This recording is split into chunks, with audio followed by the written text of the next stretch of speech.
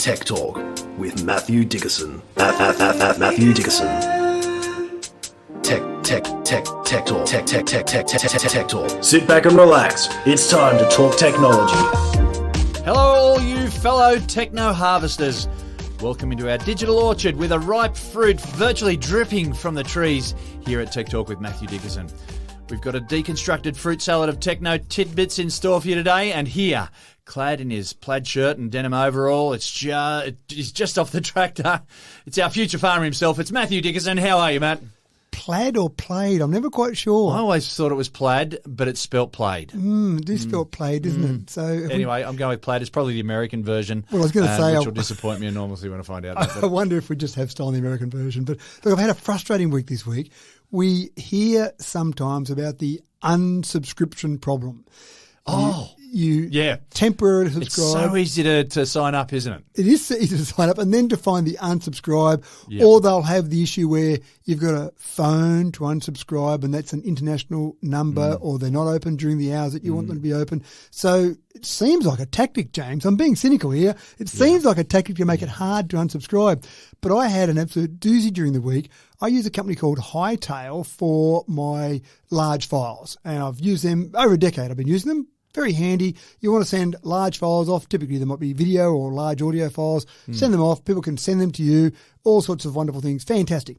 Files are getting larger and larger now. So I was on one plan. I've been on one plan for a long time. And I wanted to use a larger plan because I had some files that were over 100 gigs in size I needed to send. So fine. I went through. I can add to that plan, go up to that plan. I thought, well, that's fine. I don't send files bigger than 100 gigs that often. I'm happy with the normal limit under 100 gigs. Oh, well, I'll go to that plan for a month, use that for the couple of files you send, and I'll drop it back down. Went up to the plan, used it. It didn't actually work in the way I needed it to work for a whole range of other reasons, not Hightail's fault, but that's fine. I'll just go back down. Could I find a way to go back down? No, you can't. So I connected to their online help service. There's a Monty Python skit in here somewhere too. Oh, there has to be, because it was a very frustrating conversation that I had with their help. I'm assuming it was a person. It might have been a chatbot, but I assume it was a person. I said, I just want to go back down. I said, you can't go back down. I said, you're telling me that you can only ever go up plans. That's correct. So what do? Well, cancel the service and then resubscribe at the level that you want. So what about the files that I've got sitting on there at the moment? Oh, yes. They'll all be lost when you unsubscribe because you no longer exist. But then when you resubscribe, you can get them again. Well, how do I get them again? Well, if you download all those files to your computer and then when you do it, upload all those files back to Hightail, then everything will be okay. I said, do you understand what you're saying? Do you understand how ridiculous that is? I really don't have the time to do all that. And I haven't got a solution yet. And all I want to do is just drop back a plan. I just want to drop back to the plan I've been on for the last decade. It didn't work for me, the other plan. It didn't help me. It didn't actually do what I want to do. Even if it did do what I want to do, I did it for a month. And so surely I can go back. So I haven't got a solution yet. I don't know what the solution is. I've tried a couple of times with some different help people, but again, they all say the same thing. So surely you could change plans. Did you get put on hold for a bit? Your call is important to us. Well, I didn't actually make a phone call. It was just an online chat. Online chat, right, okay. But it was often I'll go and check with my subject matter expert and come back again. But the unsubscription problem is real. And all it does from my perspective is it just makes you say, well, I'm not going to resubscribe to them. I'll go and use Dropbox or someone else in the future because the experience has been so frustrating. So they've lost a loyal customer for 10 years because they don't have an ability to drop down a level. Just seems crazy, doesn't it? It is crazy. So the tactic, I'm sure, is that they want to keep people on those high plans, but all it does is create negativity, and I'm sure they lose customers. Well, now anytime someone says, oh, look, hey, just sign up for this, and it's easy enough to get out of it if you need to. There's no cost at all. I always, a little part of me just fires up and goes, oh, no, I know exactly what I'm getting into. Yeah. And I'm just preparing to pay for this for the rest of my life. That's right. Yeah. Actually, it's good when you change credit cards. Often that's when those triggers happen and, oh, no, you can't keep subscribing to this service. Thank goodness I'm finally out of that one. Yeah. All right, we better get started then with our stories. Congratulations, folks. Your patience has paid off. Good things come to those who wait. It's been a year since we last broke news of the new release of the Emojis. So strap yourself in. Matt has all the latest emoji news for you. I do like to put a lime in my sparkling water sometimes. Lemon's okay, but just every now and again, I like to put a lime in my sparkling water. Yep, mixing it up. Mixing it That's up. a spice of life. And finally, I can now send an emoji to someone, I don't know, at the bar maybe, to one of my kids, to say, put a lime in my sparkling water via an emoji because, hello, we've got a lime emoji. Hang on, so as opposed to a lemon emoji. Well, we've had the lemon emoji for a long time. We have, yeah. But we haven't had a lime emoji. I can't believe before this latest group has been approved, we had It's almost criminal. It is almost criminal. We had 3,664 emojis. Out of those 3,664, there was not a lime emoji. What were they thinking, James? Yeah. Surely that would have been higher priority. But in the new list, including lime, we've now got 3,782. But thankfully, someone has seen the issue that I've had and the lime emoji has been added. So we've got that now. We've got a few other ones added. A brown mushroom. So white mushroom, fine, that's been there, but the brown mushroom hasn't been there. Now that could be important for some expert cooks out there maybe, that you need to make sure it's the brown versus the white. But the other one that I do like, or the other group, is a group of direction-specific people emojis. So not just person walking to the left or person walking to the right. Yeah, okay. Person running to the left or person running to the right. In the past, there was the flexibility for the people who created emojis. When it had person walking, they could go, do I want them to walk left or right? Now you've got specific directions where it will be a person walking left. Can they? There's not one to walking towards, is there, or walking away from? I don't remember seeing those ones. That might be in the next one. Look, you can suggest wait those. up, folks.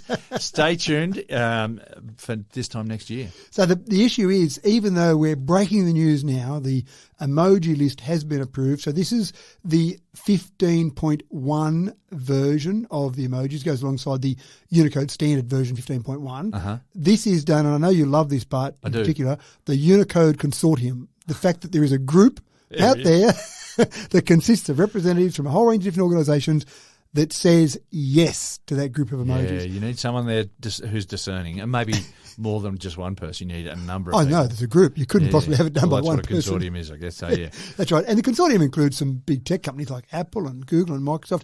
Many people, until they listened to Tech Talk, thought that it was just up to the vendor. So Apple decides they want a person walking left, they just create an emoji. No. You've got to have it approved by the Unicode Consortium. And then once it's approved, the different companies that create the actual images that you'll see, for example, Apple or Google, they will actually create an emoji based on their interpretation of that. So the emoji on an iPhone might be different to the emoji on an Android phone, but it will have to be representing the same thing. So the person walking left has to be obvious as the person walking left, but it could be your own individual company's interpretation. But yeah, they still all agreed on the lime. They still all agreed on the lime, There will but be maybe what form it comes in That's will right. be up to Apple or whoever else. Yes, exactly right. So we've got new emojis, very exciting. Typically it takes several months, maybe even 6 months before you'll see those on your devices. Some companies might be by the end of the year you'll see some, but probably more February, March next year before you'll see them in common. So I know people want to rush out right now, add that lime emoji to their order for sparkling water. You can't probably do it quite yet. You have to type it out. You have to type it out. I know. What are we coming at, James? How can it be? So these updates, as I said, every year. If you've got some ideas for emoji that is not amongst the 3,782 already, right, you can send a suggestion into the Unicode Consortium and say, what are you thinking? Why haven't you got an emoji that says whatever it might be? Yeah. So there you go. Emoji update complete. Get on it, kids.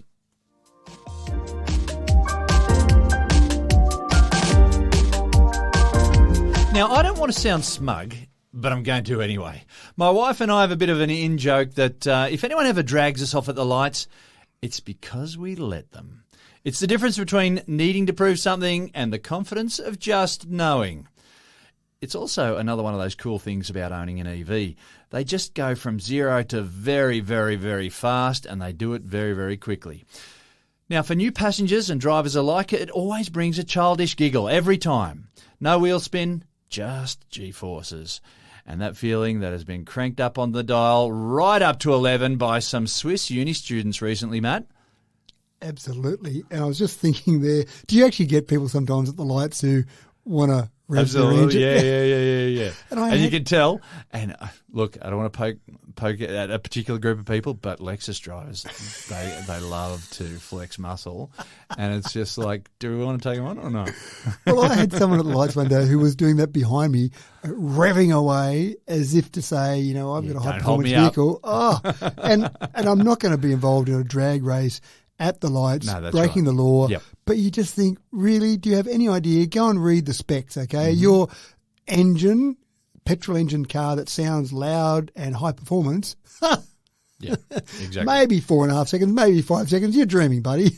So it is quite amusing. You almost want to pull over and just wave them over and say, look, I'll just get the in and out. I don't need to do it at the lights because that would be breaking the law. But here's my phone. Here's your car. Here's my car. Okay, have a nice day. It's the difference between having to prove something and actually just knowing. Confidence in just knowing. I like that. I'm going to use that from now on. Thank you. But I'd love to see some of the professors, some of the lecturers at this particular university, the Swiss university, because they've obviously had a bit of a focus on this for some time. And I like how progressive they've been. They started doing some work on race cars way back in 2006. Then they started working on some EVs a few years after that to see if they could get some high performance out of them. So they're a long way ahead of the curve in terms of taking advantage of this. Yeah. They've broken the Guinness World Record for the fastest acceleration in an electric vehicle 3 times so far. The latest one was pretty impressive. So they were doing fully electric designs by 2010. They broke their first Guinness World Record in 2014. They did it again in 2016. And now they've done it again in 2023. They've done 0 to 100 kilometres an hour in 0.956 seconds. What? That's crazy. You know, I was having a conversation with someone about this as they were having their first ride in an electric car, and it just how it wasn't that long ago that 0 to 100 in 6 seconds was pretty quick. That was fast. You know, if you could do that, that was amazing.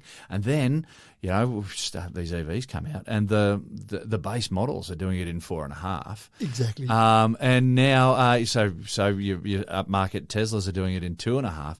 Like 0 to 100 in 2.5 seconds. That's pressure in your seat sort of stuff. Well, but what this is, soon we're going to be going back in time. We're going to go to negative seconds. I do love that.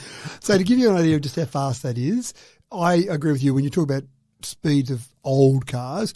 When I was young, looking at various supercars, the general cutoff was it could be called a supercar if it could do 0 to 100 in 4.5. Yeah. So when you look at your Ferraris and your Lamborghinis, 4.5 seconds, wow, that's unbelievable. Gee, I hope I can buy a car like that one day.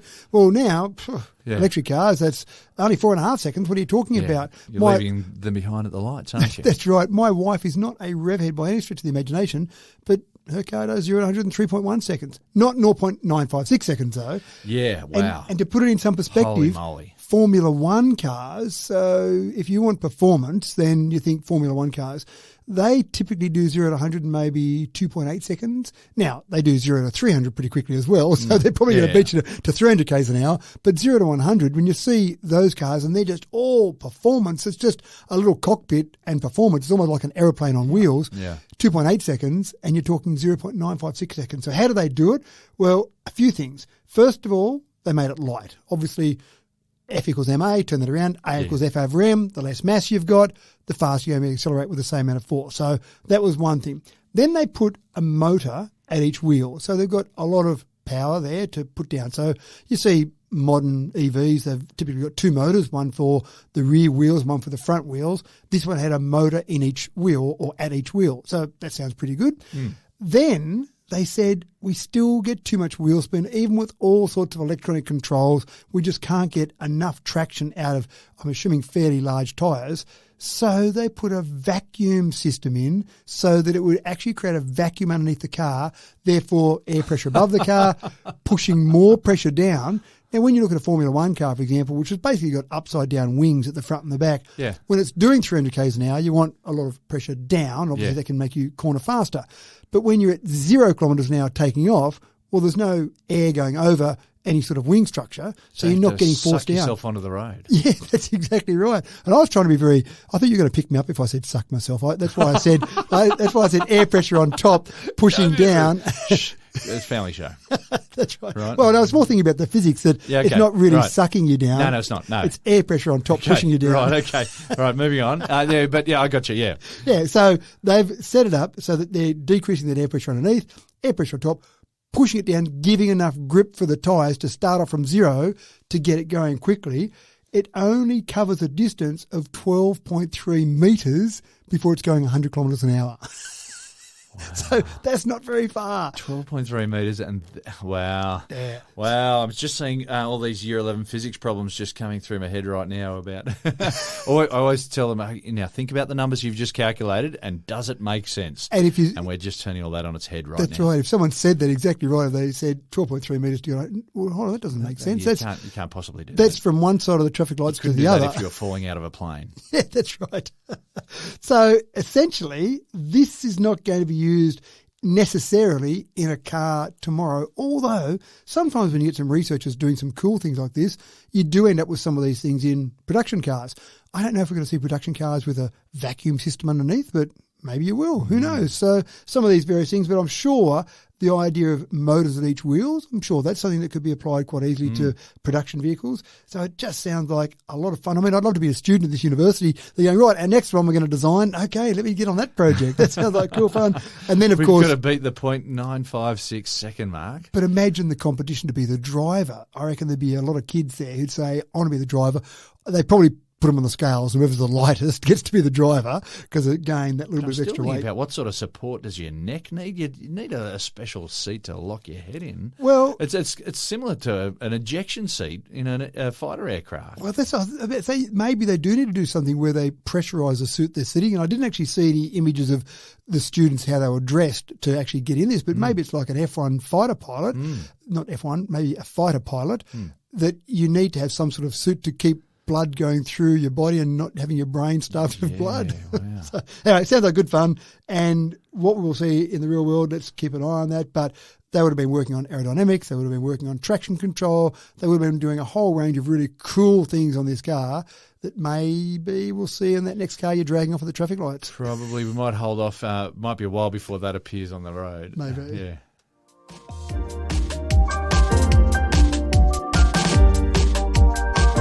Here's a story to rouse the conspiracy theorist among us.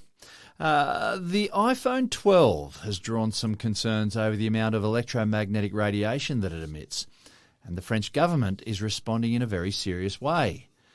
Matt, I can feel a science lesson coming on here. Well, the French government has been interesting in this scenario.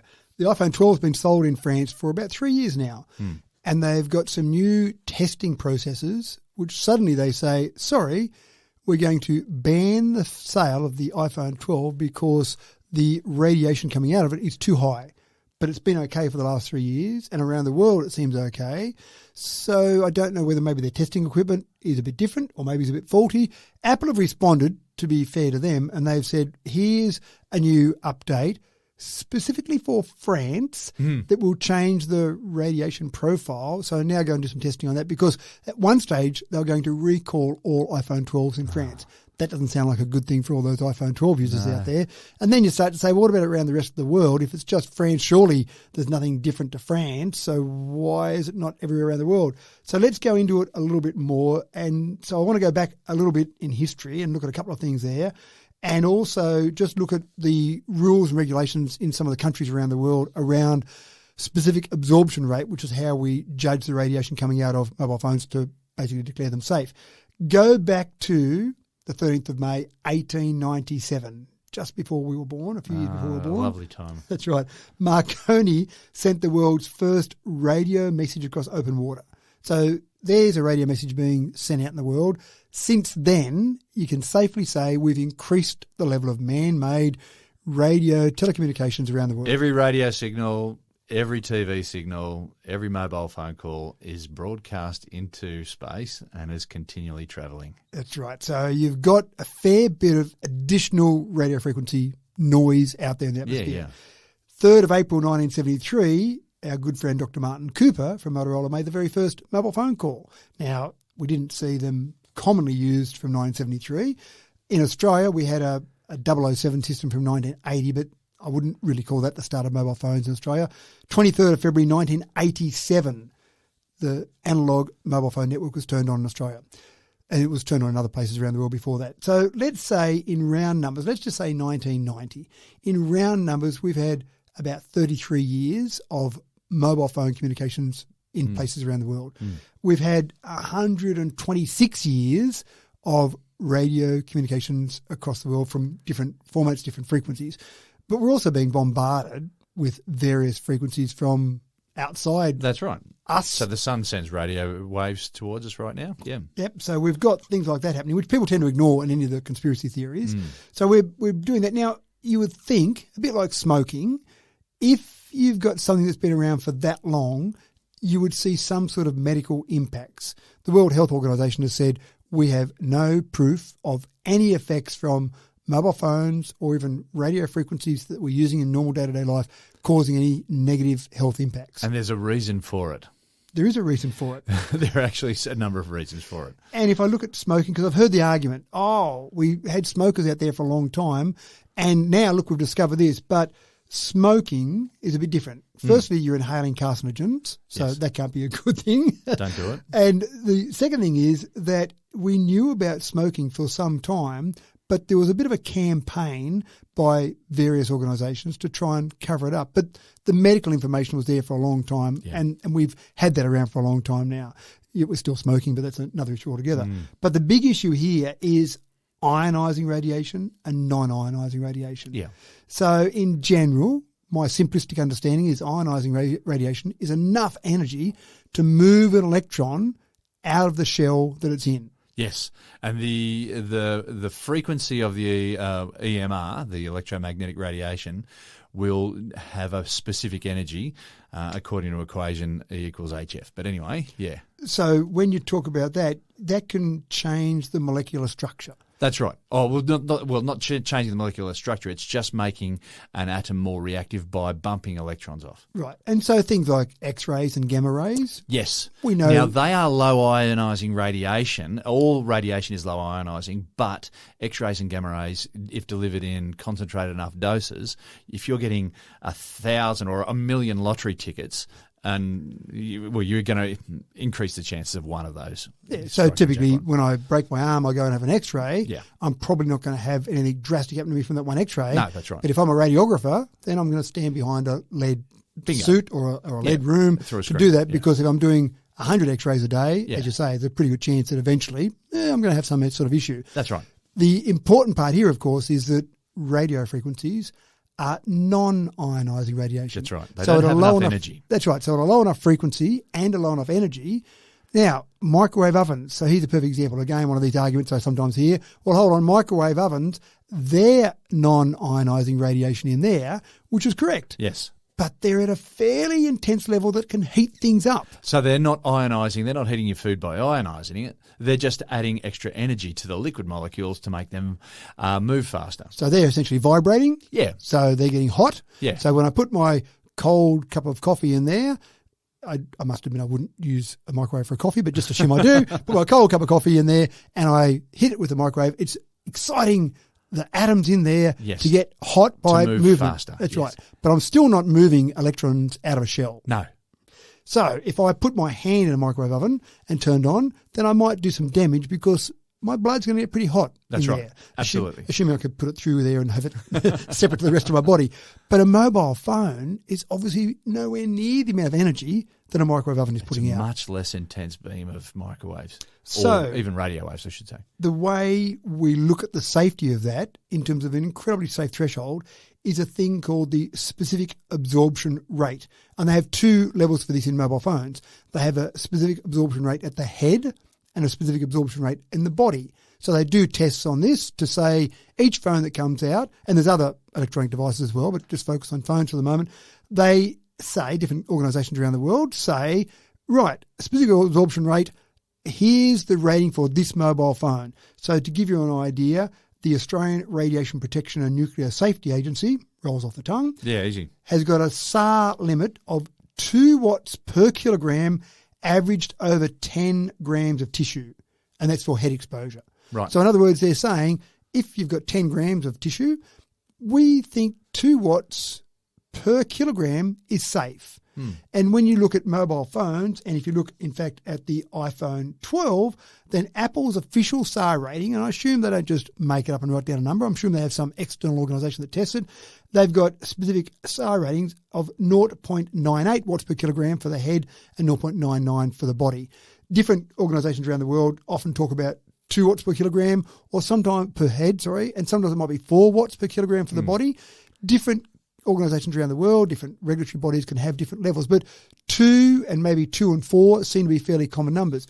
And that's the case in France. They've got 4 watts per kilogram for the body, but in the latest testing, the new testing they've done, then they believe now the iPhone 12 is going over 4 watts per kilogram. Right. Okay. Every article I could find on what is a safe threshold seemed to talk about the fact that probably you could get up around 20, maybe even higher than 20 watts per kilogram before it's going to do any damage. And again, damage we're talking about is not from anything relating to ionising. You're not going to get cancers from this. No. This is heating things up. So you might get a burn. If you had too much energy next to your hand, your head, your body, whatever, you might burn it. That mightn't be good. It might heat up your blood. If, again, well, they're worried about the heating up blood in your brain. That'd be an issue. That mightn't be pleasant. That's what a fever does. So if you get those cells in your brain to go over 42 degrees Celsius, and then you're starting to get issues. And you sometimes feel that on a phone. If your phone's been very active, been watching videos on it or something, we're doing a lot, you can feel it's getting a bit warmer. That's the phone itself doing work, but it doesn't mean it's going to make your hand, brain, whatever, get to that sort of heat. Bingo. So it all comes down to the SAR rating and different regulators around the world, how they might do that testing. I actually think it'll just be a process where the French regulators will look at their testing process after Apple probably have some discussions with them and say, maybe you should use some other equipment or test it against some other equipment, not stuff that Apple will give them, but just go and look around the world for other pieces of testing equipment, because why is one country in the world the only one that's out there with this equipment? And it's still well and truly below the threshold, even though, yes, you put limits on there, 2 or 4 watts per kilogram. You put those limits for a reason. That's fine. But again, they've been so far below the threshold because we don't want to see some sort of issue in another decade or two where we go, oh no, everyone's got some sort of terrible disease from mobile phones. I'm pretty confident we're not going to see that. That's not going to happen. Yeah. I think if you did see something, it would be very much short term. It'd be, I'm getting a burn now, not I'm getting cancer in 10 years' time. Exactly. So rest assured, I think it's okay.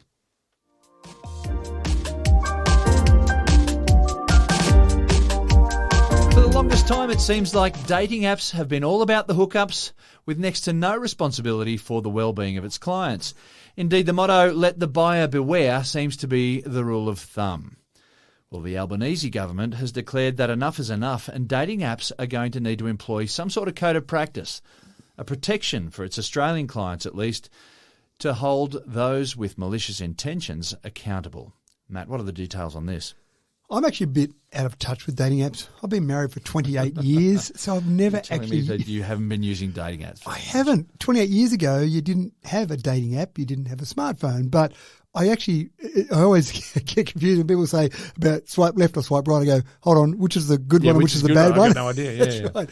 But one of the things that's a bit scary when I was looking at the research for this one is that the Australian Institute of Criminology showed that 75% of online daters experienced some form of sexual violence via these platforms. Now, that's not necessarily physical violence, but that was things like harassment, abusive language, image-based abuse, sending pictures that aren't asked for, and stalking. So it's a pretty scary world out there. And again, I'm lucky that I'm old enough that I didn't have to go through this process. And I assume most of this harassment and sexual violence is probably more males on females, but I'm sure there's examples where it goes in both directions. So that's not good. So you might say, well, the modern world, dating apps, this is a great way to find someone out there that's your soulmate that doesn't happen to be at your workplace or where you went to school, or one of the common ways back in our era that you'd actually meet someone. But at the risk of 75% of daters experiencing this, you'd say, do I really want to go on a dating app? What the Australian government has said... Seems like a minefield. It does, absolutely right. The Australian government has said, you've got to do better than this. And we think that you'll do better if you create the rules that then you will follow. So you've got 9 months. You've got basically till the middle of 2024. Come up with your own voluntary code of practice. Make all the apps, the Tinders, the Bumbles, the Hinges, all the apps adhere to the voluntary code of practice, and we'll leave you alone. If you don't adhere to some sort of code of practice or even come up with one, then we'll come in as regulators and we'll make you do certain things. Now, they're not sure what they'll make them do yet. Part of the process, I think, for letting it be a voluntary code of practice created by the organisations is they should be able to come up with things, and surely it's not good for them. Come up with better ideas anyway. They might, and it's got to be better for them. If I've got one of my clients, or if I've got 75% of my clients experiencing some form of sexual violence, that can't be good. Yeah. So surely it's in my best interest as the owner of this particular app to fix that problem up. I don't know what the solutions might be. I don't know the answers there. It's a fine line, I think, between getting involved in sticking your nose in from a privacy level about what people are doing, saying, hey, that's none of your business, the communication I'm having with someone that I might be wanting to date, as opposed to, hey, I want someone to keep an eye on what I'm doing because I'm going to do bad stuff. There's a fine line there somewhere. But hopefully they'll come up with something, because that just doesn't seem acceptable to me in any way, shape or form.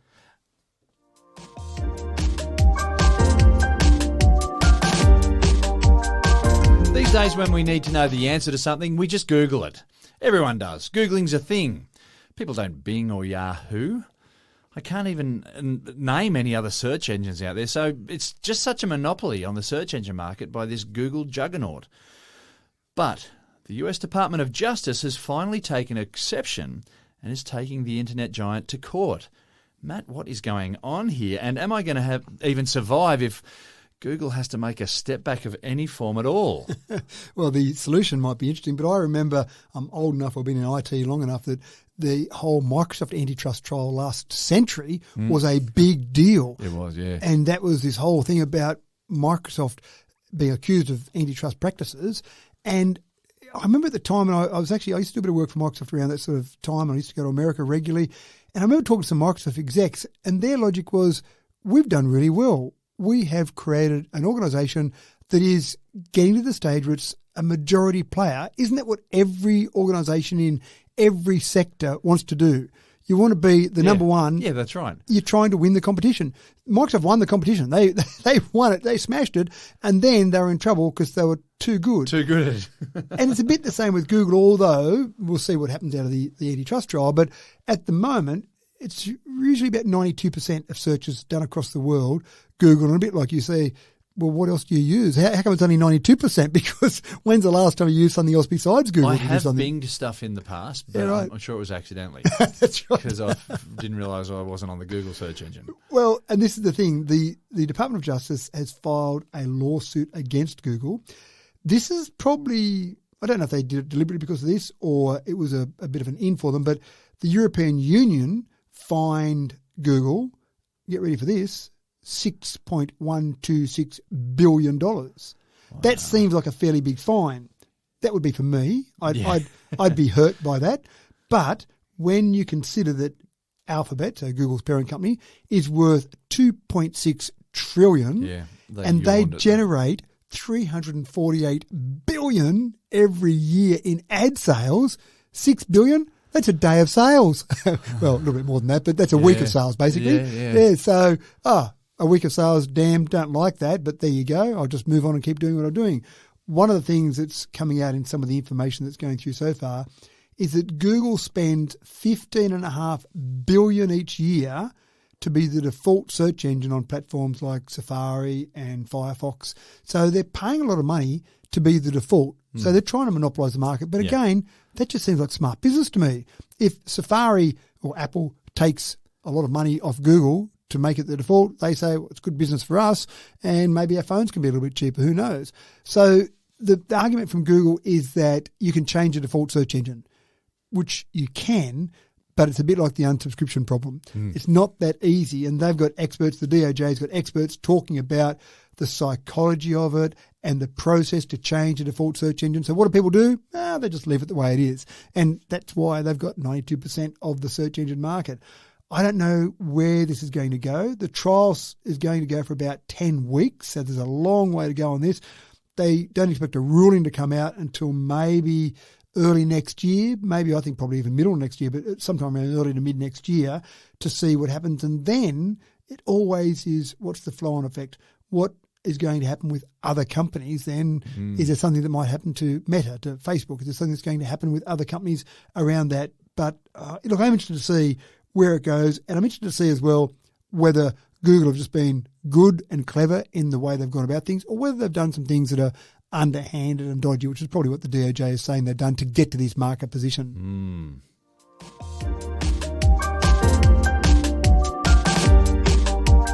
Smartwatches, smart white goods, smart cars, and now smart garbage trucks. In a clever move to kill two birds with one stone, a Queensland council will collect domestic rubbish and all the while survey the streets for maintenance needs. Matt, I had never even considered how a local council actually checked on its roads before, but I assume it took a lot of effort, and this makes every bit of sense. One of the things I'm going to have to do is I'm going to have to drop one of my standard jokes. When I talk about Queenslanders in summer, because they don't have daylight saving, of course, I normally say, yep, Queensland, 1 hour and 10 years behind New South Wales. And in this case, I think Queensland are in front of New South Wales. And that hurts me to say that. I'm not sure if I said, did I really say that? And this is, as you say, very clever. Is that a hint of maroon I see on your shirt there? No, we're not going that far, surely not. But in this scenario, it makes a lot of sense. Gauging the standard or the level of your roads, the potholes that are on your roads, and being proactive to fix them. It's a big job for a council to get around and look at all those roads on a regular basis, relying on reports coming in from the public, all sorts of things, trying to triage all that. Where do we go first? Which potholes need the most work? Do we need to do something more than just fixing potholes? And your garbage trucks are pretty much going within the city limits, going over every road within that city limit. All the time on a weekly basis. Every week, every single week. You go, well, I know that garbage truck's going to be on Smith Street. So why not put some cameras on there? Why not then feed them back into the cloud, add some AI to then get a list of the potholes that you should be going and looking at? And that's exactly what they're doing. It's just so clever. It is so. It's got to I hate save it. money Stop as well it. It's Queenslanders, James. It's Queenslanders. It's lazy is what it is. That's right. Let's look at the negatives of this. So the thing I like about it is prevention is better than cure. If you can see those potholes, and again, when you've got this constant process where you're getting imagery of these every week, when you can see those potholes that are a small size, so 1 week, oh, right, that was a 10 centimetre pothole. Next week, it's a 30 centimetre. Next week, it's a 3 metre pothole. Right, we can work out exactly when we should go and address that before it gets too large. And then surely you can get to the stage where you can actually get more potholes fixed and get better quality of roads. They found so far that the number of detected road defects has doubled. Now you think, well, that's terrible. The roads are in terrible condition, but it's just a matter of the fact. Better at picking them up. Better picking them up. That's exactly right. But what they've found most importantly already is that the repair rate has improved by 15% because they're able to get to the ones that need it the most, able to get to them earlier. And this has only been running for a short period of time. I think once you keep working on AI and it's seeing the condition of all of these potholes on a weekly basis, I think AI is going to be able to say, you need to hit potholes when they're at this level, and here are the ones today. And literally, you could get a report through on a daily basis to tell the team, here's where to go out. Now, I don't think they're at this level yet, but it probably won't be that far away, where they'll say, here's the potholes you need to hit, and here's the route you should go on to be most efficient in your vehicles that are driving out to fix those potholes, because you don't want to go to one side of town and then back over the other side of the town. Yeah. You want to go in some sort of continuous loop where you're fixing those. The potential, it's mind-blowing. But the guys on the asphalt truck, they're not going to be real happy about this, are they? They're going to have less work to do long term. Well, they probably get some people that aren't happy about They're going to them be getting taps on the shoulder all the time.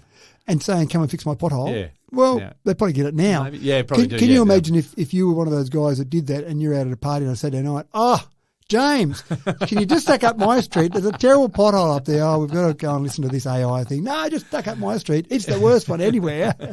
But I think one of the things that's really good about this is early stages. This is early days. Surely as we go down the track with this, we'll get AI getting much cleverer. It'll get that refined level of when is the best time to hit a pothole. And then you'll get an improved repair rate, and so their road standard will keep increasing. So it's almost a self-fulfilling prophecy. As you get better at repairing them, as you increase the repair rate, then there's less potholes to repair because they're being repaired earlier. So your road and condition... are we going to be seeing asphalt snorkels on these garbage trucks as well, just dropping a little bit of asphalt as they go? Maybe. That'll be next. Multi-purpose. Why not? Yeah, that sounds great. Well, then the guys on the asphalt trucks mightn't be so happy.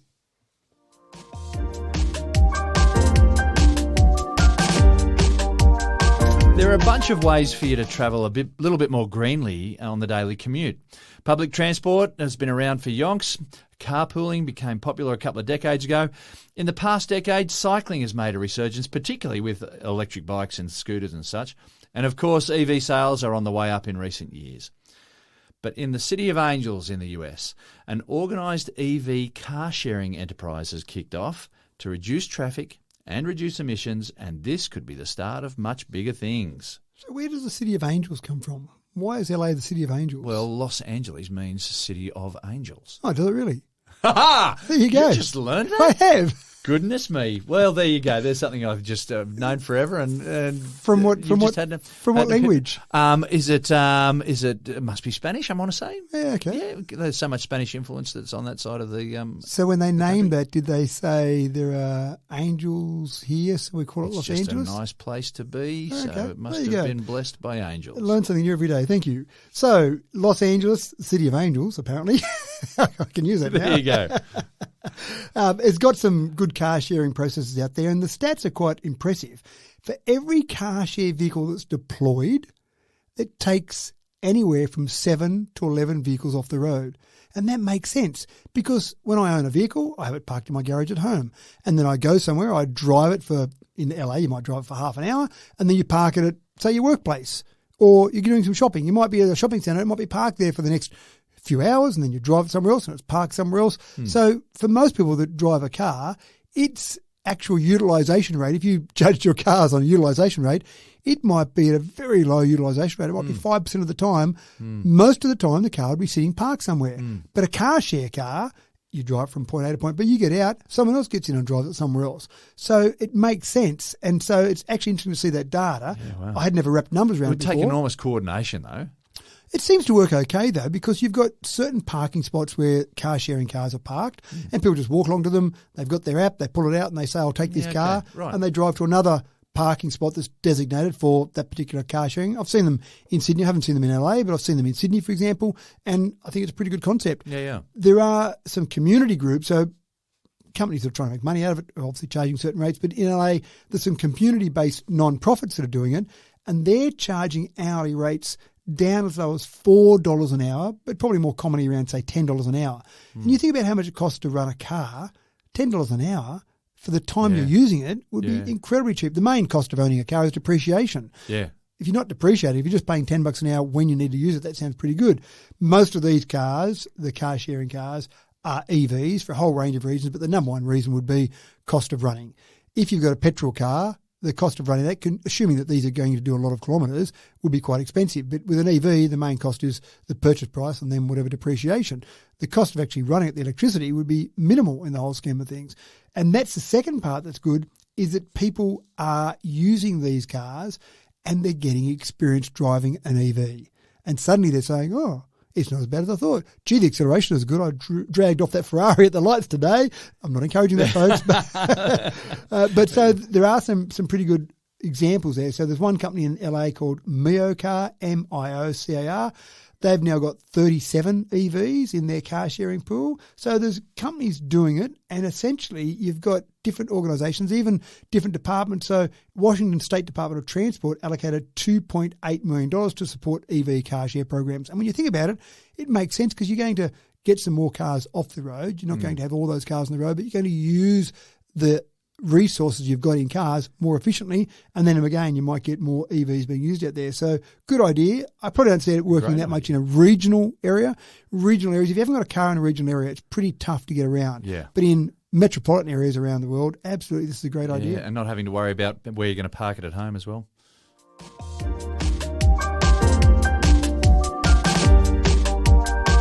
In 1918, German scientist Fritz Haber was awarded the Nobel Prize for Chemistry, having developed the Haber process to produce ammonia from thin air. This was then able to be used to produce synthetic fertiliser and feed the world population that was starting to face a global famine. Sure, he was responsible for the deaths of 40 million people and the obliteration of a large section of France in World War I, but that's for another time. In the science behind agriculture, there have been few processes as significant as the Haber process. If that gift has enabled our population to hit 8 billion, perhaps the ability to now modify the genetics of crops to increase yields may be just as significant. I know there are farmers and consumers out there who get the heebie-jeebies about GM crops, but let's talk a little bit about the who, the what, the where of modern agronomy, Matt. Well, you talk about 8 billion people and the food that we produce for that, but 30% of people globally were food insecure in 2022. And that's obviously a big number. That's from the UN Food and Ag Organisation. So it's a big number. It's a lot of people. We've got to produce more food, and how we're going to do that as the population grows, we've got less area to grow crops on. So it's going in the opposite direction, less area, but we need more food to support that growing population. So I think gene editing, changing the way crops are growing is an important part of that. I think it's almost a necessity. I think so. I know people do, as you said, get a bit concerned about it, but I'm quite comfortable with it. The photosynthetic effect has a certain level of efficiency. So when you try and edit the genes to get that more efficient, it's complicated because there's about 100 steps to go through for photosynthesis. So trying to work that out manually, what do we need to change here to get it more efficient? It's complicated. But we've got some incredible computing power now. And that's exactly what they've done. They've thrown this process at some supercomputers. And they said, see what you can come up with through this 100-step process to make it more efficient. And let's see what we've got to edit in our gene editing to make this process more efficient. They've done that, and they've got a result of a 20% yield improvement just out of doing some gene editing. And that's focused specifically on that photosynthesis process. Wow. If humans try to do that, they'd be there for the next 50 years trying to do the calculations about what you might edit, and then let's try that. That didn't quite do it. But when you've got supercomputers, you can do this so much better. So basically, it allows plants to adapt quicker to light level changes. So in the morning, presumably, when the sun comes up, then they can start going through that process much quicker. If there's clouds in the sky and then there's a light change, they can actually adapt quicker rather than needing that sunlight there for longer before they start producing that photosynthetic effect. So it's quite fascinating, and photosynthesis is a very complicated process, and we as humans just go, yep, cool, that's how plants grow, photosynthesis, end of story. But to actually start analysing that and breaking it down is pretty exciting. The UK has started to relax their regulations on gene-edited crops. So organisations around the world, governments around the world are starting to be a bit more relaxed about it. The European Union still has very strict regulations on GM and gene-edited crops, but I think you'll start to find that countries around the world that do adapt to these standards and adopt them, I think they'll start to be the ones that are producing more food for the world and exporting it, as Australia does a lot of exporting there. So quite fascinating. I also find just how we can take something that's out of nature, a plant, put something that's man-made like a supercomputer and do a lot of work on that, and then edit those genes and then go, and we're back to a plant, but a better plant now. Yeah. It sounds a bit scary, but it sounds fascinating. No, it's absolutely fascinating. And the answers for our food shortage are locked in there, I reckon.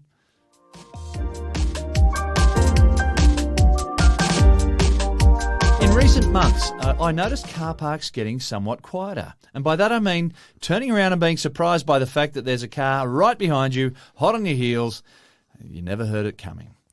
EVs are here now, and the fleet is diverse. Now, BYD and MG are making a big break into the Aussie marketplace. They are very affordable, and they blend in with the crowd better than Teslas do even. Matt, it's now game on in the Aussie EV market. My wife has a problem actually with quiet cars. When she goes to reverse out of front-end parking, sometimes people will be walking across the road, jaywalking of course, but they'll be right behind her. And so she's about to reverse and they can't hear the car running because it's not making any noise. And she's kind of sitting there going, what do I do? If I beep the horn, it seems a bit rude, but also a beep of the horn is more at the front. person standing at the back of the car probably wouldn't think much about it there. So she says, I just have to sit there and wait. I don't know how many times the problems happen, but sit there and wait until the person finally crosses the road and then I can reverse out of my car park. So it's something that people are going to have to change their behaviour because you've got those quiet cars. But slightly off topic there, sorry. But BYD is in the Australian market. Actually, I don't think I've seen one yet. Well, I've been in a couple when I've been in ride sharing. Right. And I know that they're serious because when I was at the airport recently, I walked into one of the lounges at the airport, and at the entrance to the lounge, there was a car sitting there. And I went, wow, the car park must have been full today. Boom, boom. But the car was sitting there was a BYD. And I had a quick chat to the person there. And so they've got about 2 months there focused on people coming into the airport about electric vehicles. And they had a stat sheet there and talked about them. And I said, how's it been so far? And she said, pretty good, actually. People are pretty positive about it. So BYD is made to be a cheaper car. It's the number 2 selling electric vehicle in the world, number 1 in China. So it's a Chinese brand. Stands for Build Your Dreams. Sounds a bit corny. Yeah, but hence why it's called BYD. Yeah. But they're entering the market. They're entering the market at a price point that's more attractive. We've had the discussion before. We know the total cost of ownership of an electric vehicle, even though it might be dearer in the ticket price, is cheaper than a equivalent petrol engine vehicle because the running costs are so low and the depreciation so low. But it still does scare people, or sometimes people mightn't have access to the money. In the recent past, the MG had the cheapest car on the market at $38,990. Not too bad. BYD are coming with some new models, 4 new models they're bringing in. They've already got one model at the moment, the Atto. They're bringing in 4 new models. And the cheapest of those is the Dolphin. Not sure who comes up with their names. The Dolphin is $38,890, so $100 cheaper than the MG. And that's okay. It's only $100, but you'll see competition continue to push these prices down. And that's the idea. $100 cheaper today, MG might respond, someone else might respond. Next thing you know, it'll be $37,000, it'll be $35,000. Under $30,000 for an EV is not that far away. If I had to look at my crystal ball, I reckon within 2 years, James, there's my wild prediction, within 2 years, we'll have an EV in the Australian market below $30,000, which is pretty exciting. So they've got 4 new models coming out. They've got names, I'm not sure who comes up with them, but I mentioned the Dolphin. They've also got a Seal. Is a Dolphin bigger than a Seal? There's Seal. A marine theme there. Yeah, I'm not sure. I'm not quite sure about that. But Try not to drive them on the beach, folks. Yeah, that's right, or in the water. But the really exciting part is BYD's got a ute coming out. The first ute they've got coming is a plug-in hybrid ute. Now, I'm not the biggest fan of hybrids, but plug-in hybrids I can live with, in particular if that means that you get into that and you drive around on the batteries 90% of the time and you've got the petrol engine there for the occasional time you go on a longer trip. That's okay. That seems to make sense. But it also gets people into that realm and starts them thinking about it. But after the plug-in hybrid, they'll have a fully electric ute in the market in Australia by 2025. So a bit over a year away. And if you look at the F-150 Lightning in America, that is going off over there. So it's quite exciting. But again, it's just another player, another maker in the market. And we talked about it last week. The traditional brands, some of them like a Toyota, for example, have been caught a bit short. You've got these brands that we haven't heard of. You've got BYD we haven't heard of. MG we've heard of, but MG, this is the new MG. They bought the brand. It's a Chinese company that bought the brand. So it's not really the old MG. So BYD is a new manufacturer. MG effectively, Tesla, new manufacturer. So you've got these new manufacturers coming into the market and the traditional manufacturers have got to respond pretty quickly. Otherwise, they're going to be left behind. Exactly. Yes, the worm is turning, shall we say. And that's all we have time for, folks. The picnic basket is empty and we need to get out of here before the ants get shirty. And I've got to go back and keep trying to unsubscribe or downgrade or do something with this damn hightail problem. Good luck with that, Matt. Thanks for another cracking Tech Talk. I'm off to cruise the streets in my Tesla and see how many people get the revs when they pull up next to me at the lights. Thanks for tuning in once again, folks. As always, it's been a pleasure bringing you Tech Talk with Matthew Dickerson. I'm James Eddy, wishing you a productive week and hoping that we can catch you again on the flip side with a whole new bunch of new gadgetry stuff, fresh off the rack, ready for you to tuck into. Until then, take care, and we'll see you in another week's time.